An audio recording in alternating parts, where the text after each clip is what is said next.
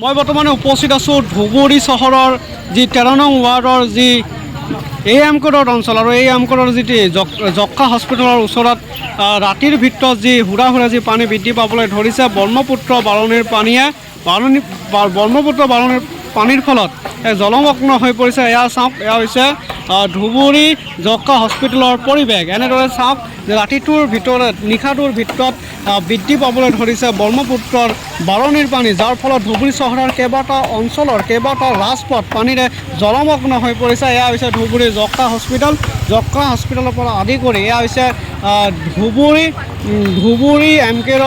ধুবুৰী চহৰৰ যি এমকেডৰ সংযোগী পথ, এই এমকেডৰ সংযোগী পথ ৰাতিপুৱাৰে নিশাৰে পৰা জলমগ্ন হৈ পৰিছে, প্লাবিত হৈছে। আজি সামগ্ৰিক পৰিৱেশ দেখুৱাবলৈ যত্ন কৰিম আৰু যথাসম্ভৱ যি ওচৰৰ যিসমূহ ঘৰ আছে তেওঁলোকৰো যি পৰিৱেশ দেখুৱাবলৈ যত্ন কৰিম। এনেদৰে বাঁহৰ সাঁকো বনাবলৈ লৈছে, যে বাঁহৰ সাঁকৰে যি যাতায়াতৰ ব্যৱস্থা কৰা পৰিলক্ষিত হৈছে। এয়া হৈছে ধুবুৰীৰ পৰিৱেশ। ধুবুৰী চহৰৰ যি 13 নং ৱাৰ্ডৰ যি যক্ষ্মা হস্পিটেলৰ যোৱা হস্পিটেলৰ যি পথ আছে, পথৰ যি সামগ্ৰিক পৰিৱেশ দেখুৱাবলৈ যত্ন কৰিম। ভয়াৱহ পৰিস্থিতিৰ সৃষ্টি হৈছে ধুবুৰীৰ বিভিন্ন অঞ্চলত। ধুবুৰীৰ নৈপৰীয়া ৰাইজৰ মাজত ইতিমধ্যে হাহাকাৰ লাগিছে, আশ্ৰয়স্থল বিচাৰি হাহাকাৰ পৰিস্থিতিৰ সৃষ্টি হৈছে। কেইবাখন গাঁও জলমগ্ন হৈছে, প্লাবিত হৈছে, ভয়ংকৰ ৰূপ ধাৰণ কৰিছে ধুবুৰীত বাৰণীৰ পানীয়ে।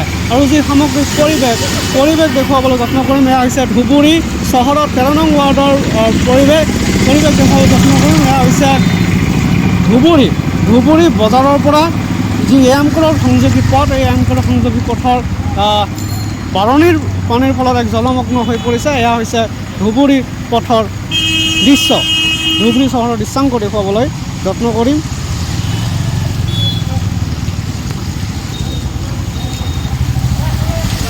এয়া ধুবুৰীৰ পৰিৱেশ। ধুবুৰী চহৰত নিশাটোৰ ভিতৰত হুৰা বৃদ্ধি পাইছে ব্ৰহ্মপুত্ৰ নৈৰ বাৰণীৰ পানী, আৰু বাৰণীৰ পানীয়ে ধুবুৰী চহৰৰ কেইবাটাও অঞ্চল প্লাবিত কৰিছে। বিভিন্ন অঞ্চল প্লাবিত কৰিছে, এয়া দেখুৱাবলৈ যত্ন কৰিম। এয়া হৈছে ধুবুৰী চহৰৰ অৱস্থা।